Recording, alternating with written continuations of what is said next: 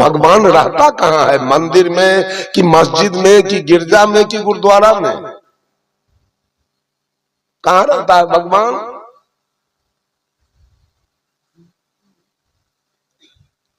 और भगवान की जाति किसने बनाया? भगवान हिंदू कैसे हो गए? भगवान मुसलमान कैसे हो गए?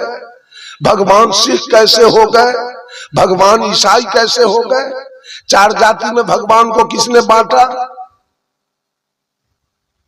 जिस दिन हम लोग जन्म लिए थे, मां के गर्भ से बाहर आए थे, उस दिन हम हिंदू थे, मुसलमान थे, सिख थे, ईसाई थे। क्या थे उस दिन? उस दिन हम क्या थे? उस दिन हम इंसान थे। न हम हिंदू थे, न मुसलमान थे, न हम सिख थे, न ईसाई थे, न हमारा कोई सिखा था, न कोई हमारा सुन्नत था, न कोई हमारा पंच कटार था, और न कोई हमारा बपतिस्मा था।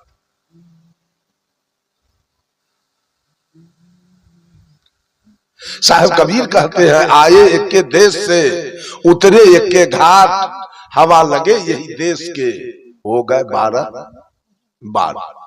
यहां आने के बाद कुछ लोगों ने अपने बेटा को मुंडन करा के और सिखा छोड़ के उसको हिंदू बना। हिंदू बनाया गया, हिंदू हम थे नहीं, हिंदू हम है नहीं, हिंदू हमको बनाया गया।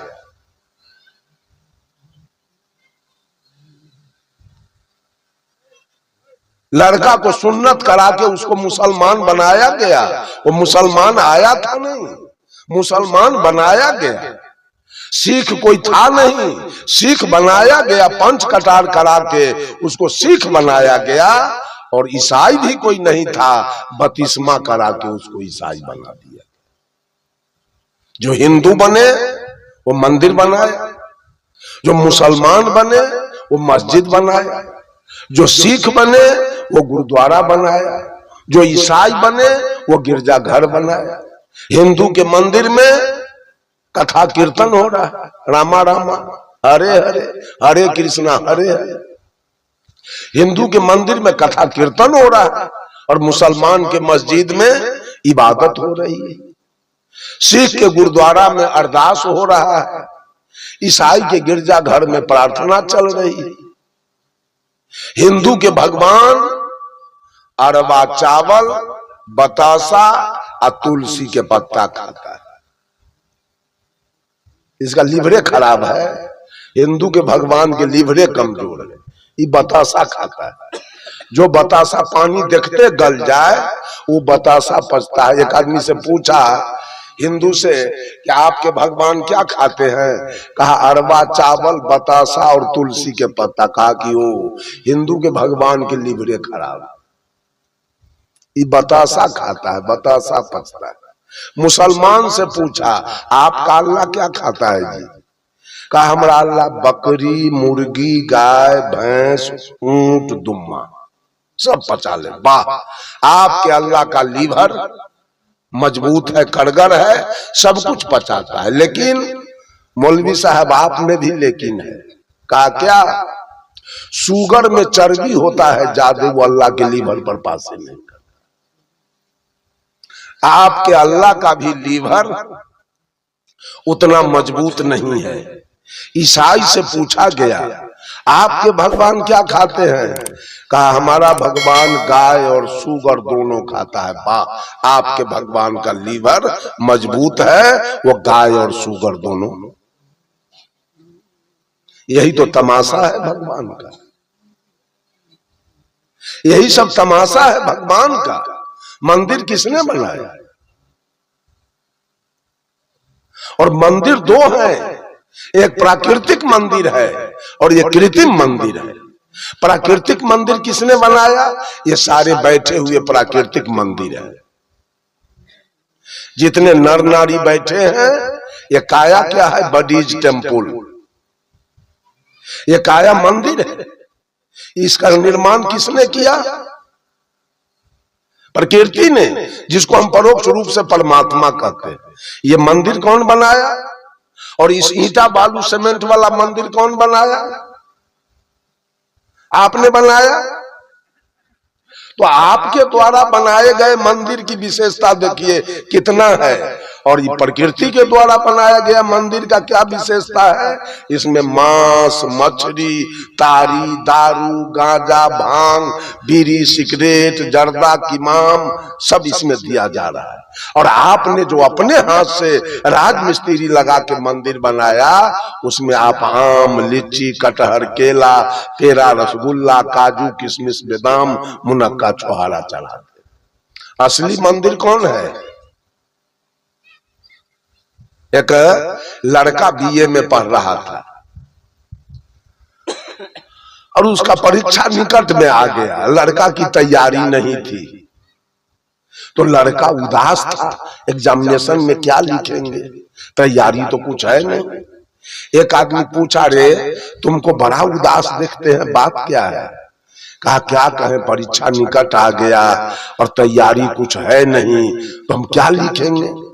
कहा एक काम करो, बगल में एक मंदिर है, चले जाओ, अब भगवान से वहां आशीर्वाद ले लेना, तुम्हारा डिवीजन हो जाएगा। भावुकता बस वो लड़का गया। वहां गया तो वो मंदिर कबीर पंथ का था। मंदिर कबीर पंथ का था। महात्मा जी बगल में बैठे हुए थे। गया, महात्मा जी को दंडवत किया, कहा बाबा मंदिर किधर है? कहा बेटा बात क्या है? कहा आगे परीक्षा देना है, तैयारी कुछ है नहीं तो भगवान से आशीर्वाद लेने आया हूं। महात्मा जी ने कहा बेटा यही तेरी काया मंदिर है और इसी के अंदर में आत्मा राम का निवास है। जाओ, मैं तुमको आशीर्वाद देता हूं। आज से लगन, परिश्रम और प्रयास तीनों जारी करो और तुम्हारा फर्स्ट डिवीजन हो जाएगा। लड़का थोड़ा मायूस हो गया, वो तो फोकट में गया था आशीर्वाद पर डिवीजन मारने। महात्मा जी तो काम बता दिया। उदास होकर अपने घर आया और महात्मा जी के विचार को अपने जीवन में चरितार्थ किया। लड़का लगाया लगन, किया परिश्रम, प्रयास जारी रखा और एग्जामिनेशन में जाके बैठा और फर्स्ट क्लास फर्स्ट निकाल दिया। वो प्राप्तांक लेके, मार्कशीट लेके अपने घर आया और अपने माँ को जाके दिखाया, माँ मैं फर्स्ट क्लास फर्स्ट निकाला। माँ कहती है बेटा ये तो माता सरस्वती का कृपा है। बेटा ने कहा नहीं माँ, ये कृपा तुम्हारी है कि तुमने समय से हमको भोजन बना के दिया। कृपा मेरे पिताजी का है जिसने समय से कॉपी, किताब, कलम, ट्यूशन फीस और कपड़ा मुझे समय से दिया। और कृपा मेरे गुरु जी की है जो ईमानदारी के साथ पढ़ाया। और कृपा मेरी है कि मैंने लगन के साथ पढ़ा। इन चारों के कृपा से मैं फर्स्ट क्लास फर्स्ट निकाल। मां नहीं मानी, कहा कि नहीं माता सरस्वती का कृपा, तो पढ़ाया हुआ है। तो सारे लोग पढ़ा दिए हैं लोगों को, वो भूले कैसे? इतने में पिताजी कहीं से आए, पिताजी को मार्कशीट दिखाया तो वो क्या कहा, ये तो भोला बाबा का कृपा है। माता पिता से झंझट होने लगा। देखा माँ बाप की एक ही बेटा है, अब माता पिता हमसे दुखी हो जाए तो ऐसा काम ठीक नहीं है। माता पिता का बात मान लिया।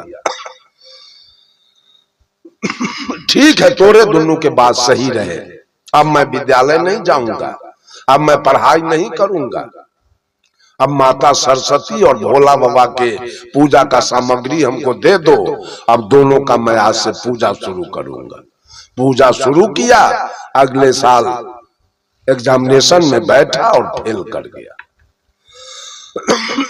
आकर के अपने माता पिता को दिखाया, देखो माँ मैं फेल कर गया हूँ पूजा, भोला बाबा के पूजा, अब माता सरस्वती का पूजा का यही परिणाम मिला। सारे लोग तर्कवादी हैं, तर्क लगाना चाहते हैं। बहुत लोग तो मोबाइल पर हमको गाली देता है, गाली हमको सुनना पड़ता है मोबाइल पर। बहुत लोग तो ट्रेन में मोबाइल से जो देखते हैं मेरा चेहरा मिला लेते हैं और कहते हैं आप ही हैं। अब उस समय हमको इतना डर होता है कि कहीं गोलियां न चला दे। आप ही का प्रवचन चलता है यूट्यूब पर, धीरे से हम कहते हैं जी हमारा ही चलता है। ऐसे ऐसे लोग हैं विश्वासवादी बंधुओं, ये तर्क लगाने की कोई आवश्यकता नहीं है, आपस में लड़ने मरने की कोई आवश्यकता नहीं है। इस संसार को न हिंदू का भगवान बनाया, न मुसलमान का भगवान बनाया, न सिख का भगवान बनाया, न ईसाई का भगवान बनाया। ये संसार अनादि है, किसी ने नहीं देखा है कि किसने इसको बनाया है। इस पर माथा लगाना ही बिल्कुल बेकार बात है। तर्क लगाना, अनुमान लगाना, सारे लोग अनुमान के लड्डू खाने में लगे हैं। एक पंडित जी थे, एक मौलवी जी थे, और एक पादरी जी थे, और एक जादव जी थे। चारों में दोस्ती हुई, चारों में दोस्ती थी। और एशिया का फेमस मेला बिहार में सोनपुर में लगता है, वो मेला लग गया था। चारों दोस्त कहीं घूम रहे थे, याद आया सोनपुर मेला लगा हुआ है, चले हम लोग जरा घूमने के लिए चले। उस समय कोई गाड़ी घोड़ा था नहीं, पांव पैदल चारों दोस्त चल दिए। गंगा के इस पार में कोन्हारा घाट है और गंगा के उस पार में हरिहर क्षेत्र है। गंगा के उस पार कोन्हारा घाट पहुंचते पहुंचते चारों दोस्त को 9 बज गया रात। चलते चलते चारों थक गए, भूख भी लग गई। पंडित जी ने कहा देखो जी, सब लोग चलते चलते थक गया, भूख भी लगी है, आज हम लोग उस पार हरिहर क्षेत्र नहीं पहुंच पाएंगे। ऐसा करो, इसी कोनारा घाट में किसी मठ पर चला जाए, कुछ भोजन बनाया जाए, फिर भोजन पाया जाए, विश्राम किया जाए, और सवेरे हम लोग यहां से प्रस्थान करेंगे हरिहर क्षेत्र के लिए। कहा तो ठीक है, लेकिन पंडित जी ने कहा चावल बनेगा, दाल बनेगा, सब्जी बनेगी, पापड़ बनेगा, तिलौरी बनेगा, तो बड़ा समय लगेगा इतना चीज बनाने में। कब हम लोग, कब भोजन बनेगा, कब भोजन करेंगे, कब विश्राम करेंगे, और किस समय हरिहर क्षेत्र के लिए प्रस्थान करेंगे। इससे अच्छा है कि कोई ऐसा भोजन बनाओ कि कम समय में बन जाए। जादव जी झट से उठ के कह दिया तो फिर तस्मई बना लिया जाए। तस्मई बनाने के बाद और कुछ बनाने की आवश्यकता नहीं पड़ेगी। कहा ठीक है, पंडित जी पास कर दिए और जादव जी से कहे कि जादव जी आप दूध खरीद के ले आइए। मौलवी साहब को कहा आप चावल, चीनी, किशमिश, मुनक्का, काजू आप खरीद के ले आइए। और पादरी जी को कहा आप जलावन पानी का इंतजाम कर दीजिए। तीनों गए सामान लाने, तब तक पंडित जी उस मठ को झाड़ू लेके और साफ सुथरा करके तैयार करके रखे। सारा सामान आया। पंडित जी ने कहा सुनिए, मैं जात में सबसे बड़ा हूं, मैं ब्राह्मण हूं, मैं ही भोजन बनाऊंगा, आप लोग बैठ जाइए। जादव जी, मौलवी जी, पादरी जी जाके बैठ गए और पंडित जी ने भोजन बनाना शुरू किया, तस्मई बनाना शुरू किया। तस्मई बन गया, एक ढक्कन से उसको ढक के और उतार के रख दिए पंडित जी। फिर जादव जी, मौलवी जी, पादरी जी से कहा कि आप तीनों थाली लेके बैठ जाइए, अब मैं आप लोगों को परस के खिला देता हूं, बाद में मैं भी खा लूंगा। मौलवी जी, पादरी जी और जादव जी थाली लेके बैठे और पंडित जी वो तस्मई वाला बर्तन उठा के लाए और उसका ढक्कन हटाए और करछुल भिराए तस्मई परसने के लिए सबको। तस्मई तो अभी गर्म था, उसका वाष्प जो निकला वो पंडित जी के नाक में स्पर्श हुआ। इतना गमक रहा था तस्मई, मत कहिए। वो गमक सुन करके पंडित जी के मन में लोभ हो गया, भला ई तस्मई जादव जी को, मौलवी जी को और पादरी जी को कैसे हम खिला दें? इतना बढ़िया तस्मई, लगाते हैं कोई उपाय और सारा तस्मई हम ही खा जाएंगे। कहा सुन लीजिए, सब लोगों को एक एक करछुल मात्र तस्मई मिलेगा। अब सारा तस्मई स्टॉक में रहेगा और कल भोरे जो सबसे बढ़िया सपना दिखाएगा वही सारा तस्मई खाएगा। एक करछुल मिला पंडित मौलवी साहब को, एक करछुल मिला पादरी जी को, एक करछुल मिला जादव जी को। एक एक करछुल तस्मई खा करके तीनों चले गए बिछावन पर। पंडित जी भी एक एक करछुल खाए और सारा तस्मई ढक्कन से ढक के और रख दिया। चारों बिछावन पर चले गए। पंडित जी सो गए, पादरी जी सो गए, मौलवी जी सो गए और जादव जी को तो एक करछुल से कुछ नहीं। ई बेचारा बिछावन पर छटर पटर कर रहा था। इनको नींदे नहीं आ रही थी। जब छटर पटर करते 12 बज गया रात, जादव जी को नींद नहीं आई तो बेचारा 12 बजे रात में उठे, सीका पर से डेकची उतारा और सारा डेकची का तस्मई वृंदावन बिहारी लाल, सारा तस्मई जादव जी खा गए और खलिया डेकची को ढक्कन से ढक के और फिर रख दिया बगल में। 2:30-3 बजे भोर में पंडित जी जग गए। अब तो सपना दिखाना है और तस्मई खाना है। पंडित जी जगे और मौलवी को जगाए, मौलवी साहब आपका सपना कैसा है? तो मौलवी झूठ बोल रहा है, हम 5वां आसमान में अल्लाह के साथ सैर कर रहे थे। कहा वाह, तब तो लगता है तस्मई आपका हो गया। अनुमाने के तस्मई खाना है। जादव जी तो पूरा अनुभव करके सोया हुआ है। कहा तस्मई आपका हो गया। अब 5वां आसमान में जो अल्लाह के साथ सैर करे, इससे बढ़ के सपना तो कुछ और होगा। पादरी को पूछा आपका सपना क्या है पादरी जी?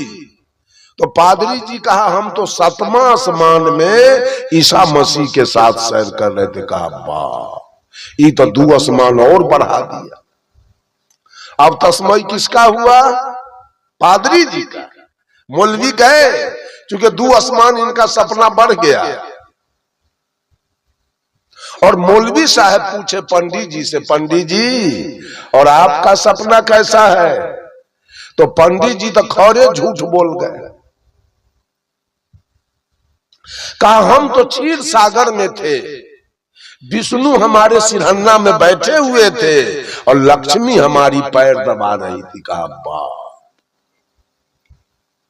जिसको लक्ष्मी पैर दबावे और विष्णु सिरहन्ना में बैठे, इससे बढ़ के सपना कोई होगा क्या? दोनों मौलवी और पादरी करेजा में मुक्का मार लिया। तस्मई पंडित जी के हो गया। पंडित जी तो इतना खुश हैं, मौलवी वाला हिस्सा हमारा हो गया, पादरी वाला हिस्सा हो गया, एक हिस्सा मेरा है। तो 3 हिस्सा के मालिक कौन हुआ? पंडित जी हो गए। सोचा एक के हिस्सा के मालिक नहीं, जादव जी सोया हुआ है, इसको जगाते हैं, इससे भी सपना पूछ लेते हैं, तब एक बेर पंगत लगाएंगे। 7 बज रहा है दिन और जादव जी फोंफ काट रहे हैं। क्यों? तो 12 बजे रात में सोए की है। कहा ओ जादव जी उठिए, जगिए। जादव जी उठ के बिछावन पर बैठ गए। कहा सुनिए, मौलवी वाला हिस्सा हमारा हो गया, पादरी वाला हिस्सा हमारा हो गया, और एक हिस्सा मेरा है, तो 3 हिस्सा के मालिक हम हो गए। एक ही हिस्सा ना आपका है? कहा जी। आप भी अपना सपना बताइए। जादव जी कहा पंडित जी हमारा सपना तो कहने लायक नहीं। कहा कुछ तो कहिए। कहा क्या कहे? आप सोए हुए थे, ये मौलवी सोया हुआ था, ये पादरी सोया हुआ था, हम भी सोए हुए थे। एक कड़ा कड़ा मोच वाला आदमी इतना मोट के लाठी लेके आया और हमको जगाया, है उठो। क्या करे पंडित जी, उसका मोच देखकर और लाठी देखकर डरे हम बिछावन पर उठ के बैठ गए। जब बैठ गए तो हमको कहता है जरा ऊपर से डेगची उतारो तो तस्मई वाला। क्या करें, उसके मोच के डर से, लाठी के डर से उस तस्मई को हम नीचे उतारे। तब हमको कहता है खाओ। हम कहा कि हम नहीं खाएंगे। हम 4 दोस्त हैं, एक पंडित जी हैं, एक मौलवी जी हैं, एक पादरी जी हैं, हम एक जादव जी हैं। चारों का हिस्सा है इसमें। अगर अकेले हम खा जाएंगे तो सवेर में मारपीट होगा, खून खराबी हो जाएगा, हम नहीं खाएंगे। कहा नहीं खाओगे? हम कहा कि नहीं। लाठी देख रहे हो, एक भी हड्डी हम तुम्हारा सीधा नहीं रहने देंगे। बोलो खाते हो कि लाठी चले? पंडित जी लाठी के डर से तस्मई खाना हम शुरू किए, पेट पर हमारा 1/4 में भर गया, लेकिन मोच के डर से, लाठी के डर से सारा तस्मई हमको खाना पड़ा। यही हमारा सपना है। पंडित जी का बेवकूफ कहां के। अरे जिस समय मोच वाला आया, लाठी वाला आया, उस समय हम लोगों को जगाना चाहिए ना तुमको। तो जादव जी कहे पंडित जी आप तो कमाल की बात करते हैं। ये मौलवी 5वां आसमान में था, आई पादरी 7वां आसमान में था, आप क्षीर सागर में थे। तो जगह ने हम 5वां आसमान जाते कि 7वां आसमान जाते कि क्षीर सागर जाते कि डंटा खाते कि खीर खाते। हनुमान के लड्डू खाते हैं। गए तीनों जहन्नम में। अनुमान लगाने वाले पंडित जी, मौलवी जी, पादरी जी तीनों गए जहन्नम में, और अनुभव करने वाला जादव जी सारा तस्मई खा के समाप्त कर दिया। ये संसार भगवान का अनुमान लगा रहा है। भगवान पूरब में है, भगवान पश्चिम में है, भगवान ने दुनिया को बनाया है, भगवान हिंदू है, भगवान मुसलमान है, भगवान सिख है, भगवान ईसाई है, भगवान मंदिर में रहता है, भगवान मस्जिद में रहता है, भगवान गिरजा में रहता है, भगवान गुरुद्वारा में रहता है। वहां नहीं, भगवान घट घट में रहता है। और जब तक वो भगवान की सत्ता इस घट में है तभी तक ये आंखें दुनिया को देख रही है, कान दुनिया की बातों को सुन रहा है, नाक सुगंध दुर्गंध ले रहा है, मुंह बोल रहा है, खा रहा है, त्वचा स्पर्श कर रहा है। जिस दिन भगवान की सत्ता इस काया से आउट होगी उसी दिन ये शरीर डेड बॉडी होगा और श्मशान में जाकर जल के रहा। अनुभव की बात सदगुरु कबीर अनुभव की बात करते थे, कबीर अनुमान की बात कभी नहीं करते। ये सारा संसार अनुमानवादी है, सारे लोग अनुमान लगाने में लगे हैं। और दूसरे लोग, बहुत सारे लोग से पूछा जाए इस मिट्टी का पूजा क्यों करते हैं, इस मिट्टी के सामने बकरा क्यों कटवाते हैं, मछली क्यों खाते हैं, बैद्यनाथ जगन्नाथ क्यों दौड़ लगाते हैं, तो कहते हैं कि हमारी परंपरा रही है, हमारे पूर्वज ऐसा किए हैं इसलिए मैं ऐसा कर रहा हूं। कुछ लोग तो अनुमानवादी हैं, तर्कवादी हैं, और कुछ लोग परंपरावादी, परंपरा पर चल रहे हैं। परंपरा में हम लोगों के पूर्वज इंद्र भगवान के भरोसे, इंद्र के भरोसे खेती करते थे। बारिश हुई तो धान हुआ, गेहूं हुआ, मक्का हुआ। अब बारिश नहीं हुई, इंद्र भगवान का कृपा नहीं हुआ, सब कुछ खत्म हो गया, जल गया, भूखों मरते थे। जिस दिन मैं मैट्रिक में पढ़ रहा था, लगभग 1977 में मैं मैट्रिक का एग्जामिनेशन दिया था। उससे पहले 75 में 74 में लोग बात करते थे कि भारत की जनसंख्या 56 करोड़। उस दिन खाने के बिना कितने लोग मर जाते थे, अखबार में निकलता था, भूख से कितना लोग मर गया।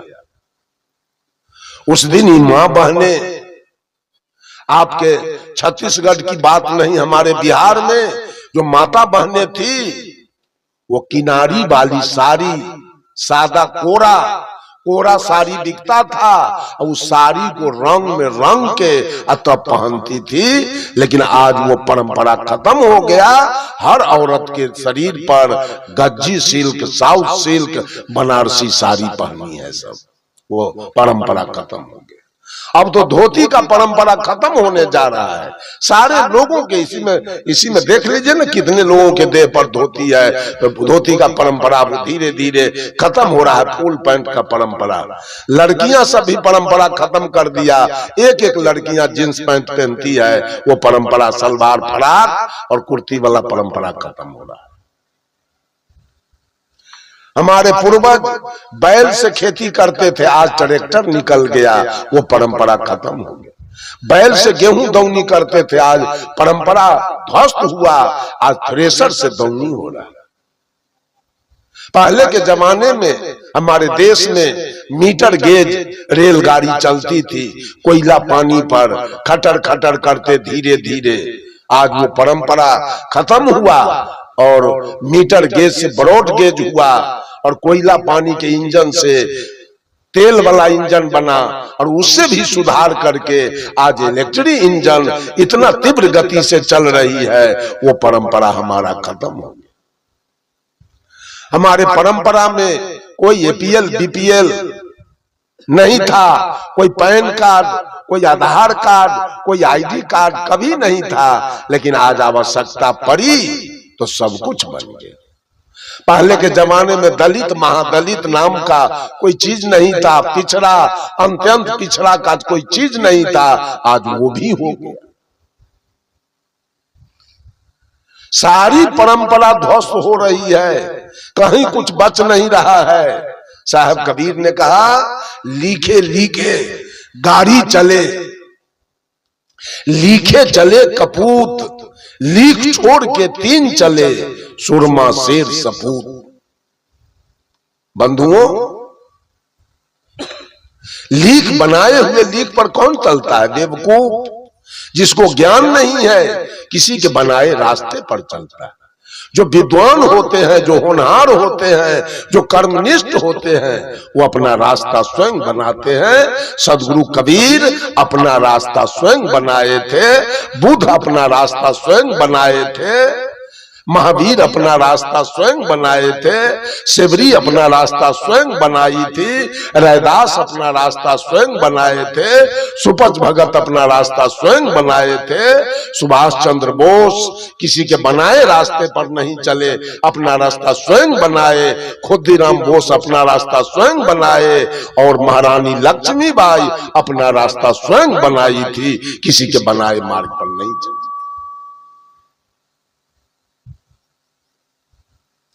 कभी भी परंपरा पर नहीं चलना चाहिए। अपना रास्ता स्वयं आप कैसे जिएंगे, आपका जीवन कैसे खुशहाल होगा, वो रास्ता आपको स्वयं चुनना होगा। किसी के बताए मार्ग पर चलने से आपका काम नहीं होने वाला है। और पुराने बाप दादा के बताए मार्ग पर चलने से आपका उद्धार होने वाला नहीं है। काल परिस्थिति के अनुसार मनुष्य को चलना चाहिए। ये सारे परंपरावादी लोग, आज वो भी परंपरा कहां है? अगर आप परंपरा का अनुसरण करते हैं तो सेबरी कैसे चल रही थी, मीरा कैसे चल रही थी, नर्मदा कैसे चल रही थी, अनसुईया कैसे चल रही थी, महारानी लक्ष्मीबाई कैसे चल रही थी। उस परंपरा, अगर परंपरा का पालन करना है तो उसका पालन तो होना चाहिए। आज की जो युवती लड़की सब है वो सेबरी के परंपरा पर चल रही है, मीरा के परंपरा पर चल रही है। वो जींस पैंट और टी शर्ट पहन रही है। क्या सेबरी जींस पैंट पहनती थी? क्या मीरा जींस पैंट पहनती थी? क्या अनसुईया जींस पैंट पहनती थी? क्या नर्मदा जींस पैंट पहनती थी? वो भी परंपरा खत्म हुआ। बंधुओं, आज का जो समय है, आज के समय का जो पुकार है, उसके अनुसार जैसे बहे ब्यार वैसे ओढ़िए पीठ। परंपरा पर चलने से हमारा उद्धार होने वाला नहीं, हमारा कल्याण होने वाला नहीं। न अनुमान पर चलने से हमारा कल्याण होने वाला है और न परंपरा पर चलने से हमारा कल्याण होने वाला है। आज सारे लोग परंपरावादी बनते जा रहे हैं। युग का पुकार देखिए कैसा है, युग का पुकार, उसके अनुसार हमको चलना होगा। और तीसरे लोग विश्वासवादी, विश्वास पर चल रहे हैं। भगवान का कृपा होगा, सारे काम सही हो जाएंगे। सारे लोग, मुसलमान भी विश्वास पर चल रहा है, हिंदू भी विश्वास पर चल रहा है, वो भी अल्लाह का विश्वास किया है। मैंने एक मुसलमान से पूछा, इतना शरीर पर मांस लादे हो, किसी का मांस खा करके इतना मांस अपना बढ़ाए हो, अगर आपके शरीर का मांस खाना कोई पसंद करे तो क्या करोगे? दोगे? देगा मुसलमान?